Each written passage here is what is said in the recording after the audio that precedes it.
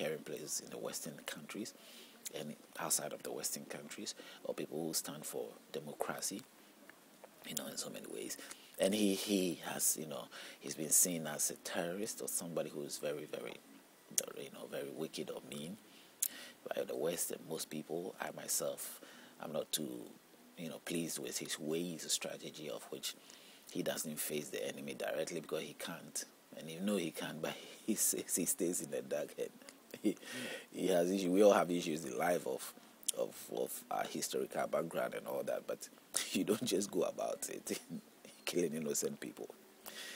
Even if any Western countries stand up, go out there and kill innocent people, and it becomes so obvious, they won't find it easy. So he has put that heat on himself. But he's a very rich man, he's got money, and he's using his influence, and he was doing what he had to do because he felt he get people supporting him. People saw him as a great person. A group of people. And here, those people who admired him so much were crying. So I'm thinking that, as I've said before in some of my video, in most of the religion, yeah, it is the same. But if you go to the Quran, of which this man bases most of his approach on doing things on, if you go to the Quran, it's clear, that a holy war, a man fighting for God, you sort of end up in heaven. And so most of them believe this. They believe that they get reward for fighting, being a warrior for God. An army of God, they fight for God, and they sort of to help to reinstate or to instate the religion and the culture or the book, the test of God and the guidance of God. If anybody is outside of this, it's an enemy. So obviously, everybody was an enemy to him. He lives in a Muslim or dominated countries. And so his views were that, and he made people, he sort of gave people this strong test in this Quran, which convinces most people, young, old, to believe that they had to do what Allah commands. And sometimes they put bombs on their body and die because they know when they die, they're going somewhere. And they kill the enemy because the enemy will go to hell. So they will kill the enemies who go to hell, and they go to heaven. Now, if we know this and we understand this, I couldn't believe my eyes when I hear the news of, pilgrimage, old men who were worshipping Allah, and they're crying of his death. I don't know whether the news media was just putting some pictures there to make people feel that that's the thing, and they took some pictures out of somewhere. But if really that is true, that those guys were crying because the man is dead, they should think again. I would think that they should really think again from what they are thinking, that he is dead, and so they are worried. The man is dead. The man preaches something that he was going to heaven.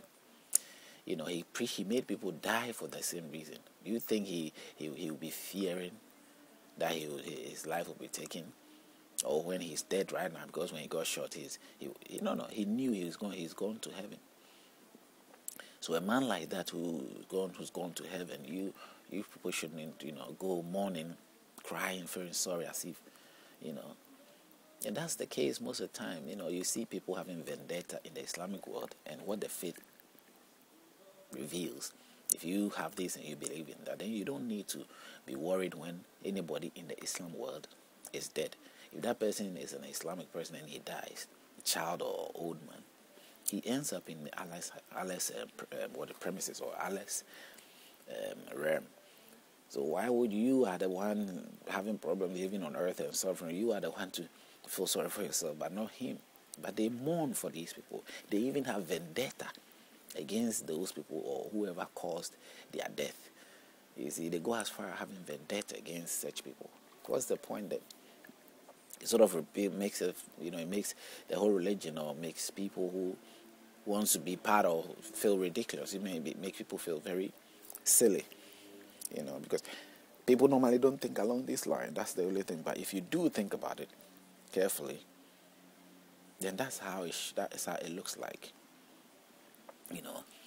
The man is dead, fine. Nobody condone. I don't agree with death, no matter what he did or whatever. But you shouldn't go giving another impression of which you do not stand out for. Even the people who will sacrifice their life now, we're now thinking, oh, so after all, he wasn't a great man. God hadn't, he was killed, he was shot, yeah. That's the whole idea. You look at the person, you see what has happened, and then you think again.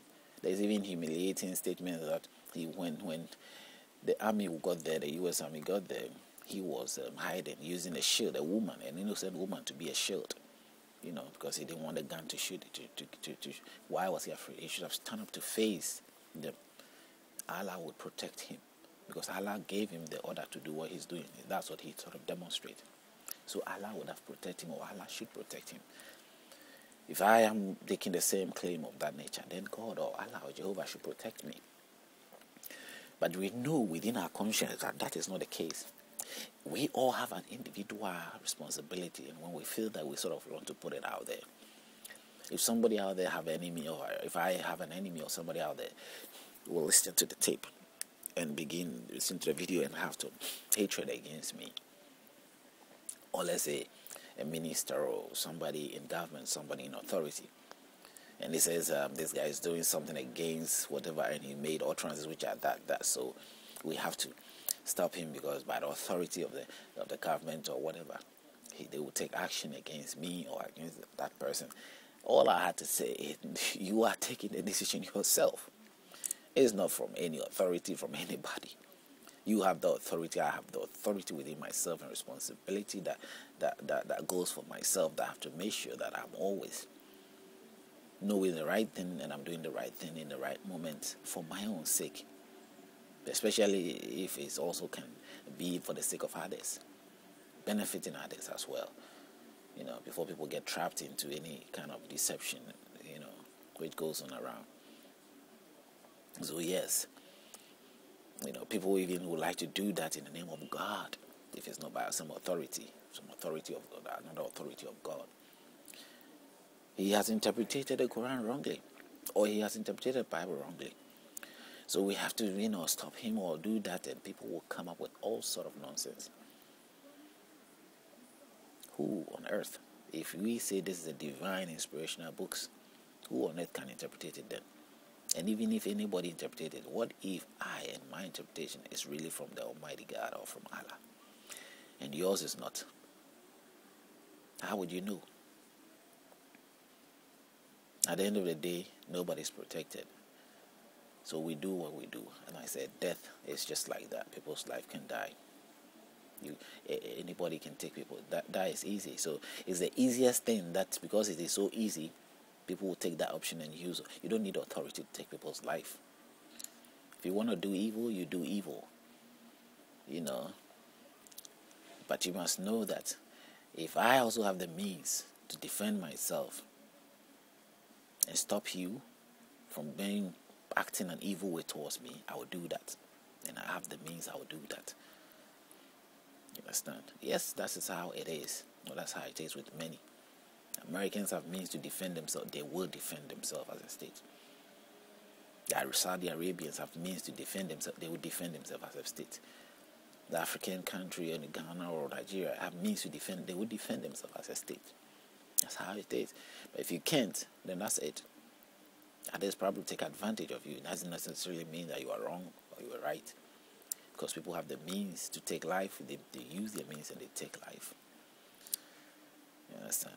So it's not necessarily that I am wrong or that person is right, or you are wrong or that person. It's means of the power of what you go to, you can do. How accessible you can have, the accessibility on your part, and how you want to use it, or how you intend to use it. So let's look at carefully about how things are. But eventually, is this scenario, or this example I've just given, give us an idea that this is the reason why the violence is what it is. We are instigated through these religious books and culture means, or whatever we acquire in our minds, and we take on those paths. Nobody is right or necessarily wrong, but we all have got the same symptoms of error, symptoms of